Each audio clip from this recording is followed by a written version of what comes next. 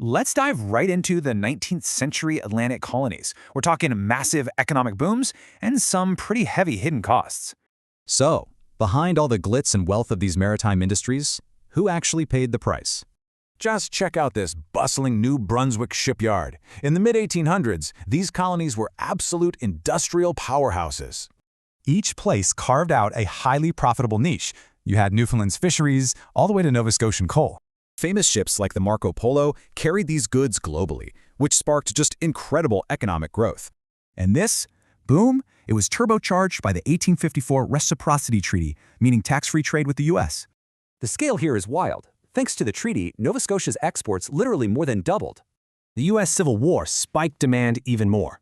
But then, the treaty's cancellation in 1865 crushed that market entirely. During those highs, elite merchants made absolute fortunes. Shipbuilder Joseph Salter even got this fancy monument in Moncton. But here's the harsh reality. While the elite were busy building empires, marginalized groups bore the real costs. Local First Nations had treaties explicitly guaranteeing their livelihoods. Well, the government just ignored them to appease new settlers. Mi'kmaq Chief Noel Briot desperately pleaded to stop reserve land sales just to prevent his people from extreme poverty. The government's response? A brutal rejection. They claimed First Nations people weren't adapted to become, quote, valuable settlers. Since colonists rarely hired them, local First Nations had to pivot completely just to survive, making and selling baskets. Which brings us to working-class kids. Unlike Britain, these colonies had absolutely zero laws protecting youth. The human toll is heartbreaking. By 1866, 449 boys were working in Nova Scotia's incredibly dangerous coal mines. Take a look at this breakdown.